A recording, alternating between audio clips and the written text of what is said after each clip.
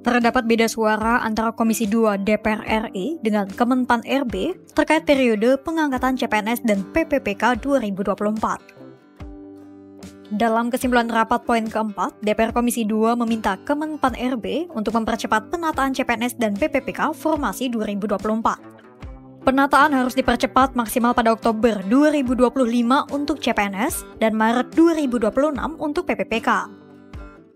Wakil Ketua Komisi 2 DPR RI fraksi PDIP, Arya Bima pun buka suara terkait polemik pengangkatan CPNS dan PPPK 2024 ini. Dia menyebut Kementerian Pan-RB salah menafsirkan kesimpulan rapat. Menurut Arya, DPR justru meminta Kemenpan-RB untuk mempercepat pengangkatan. Batas waktu pengangkatan CPNS pada Oktober 2025, sementara bagi PPPK pada Maret 2026 tidak boleh lebih. Arya menegaskan, bukan berarti pengangkatan CPNS dan PPPK di seluruh instansi harus dilakukan serentak sesuai batas waktu yang diberikan, yakni Oktober 2025 dan Maret 2026. Justru, jika sudah ada instansi yang telah menyelesaikan penataan lebih cepat, DPR RI meminta untuk sesegera mungkin melakukan pengangkatan. Bima pun menyayangkan tafsir Kemenpan RB yang menganggap pengangkatan CPNS dan PPPK 2024 harus serentak karena hal itu tidak sesuai dengan hasil rapat dan akhirnya malah menimbulkan kegaduhan di tengah masyarakat.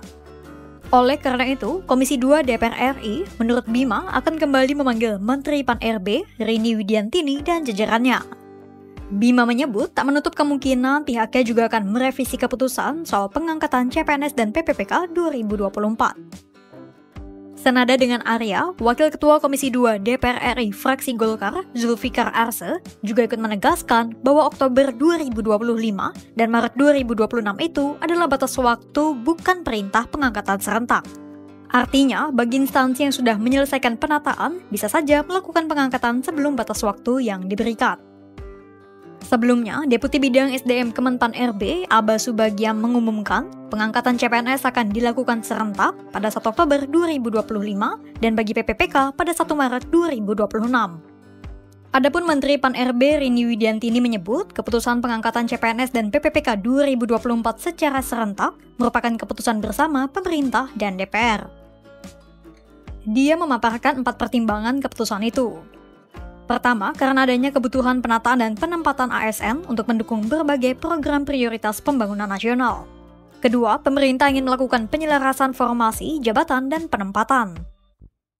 Ketiga, pemerintah harus menyusun grand design pengelolaan ASN 2025-2045 yang sesuai dengan RPJPN 2025-2045 sesuai roadmap 5 tahunan RPJMN 2025-2029. Dan keempat, karena adanya usul penundaan seleksi dari beberapa daerah, termasuk 15 Pemda di Papua yang belum melakukan SKB CPNS 2024 karena wilayah mereka terkendala masalah keamanan pasca Pilkada 2024.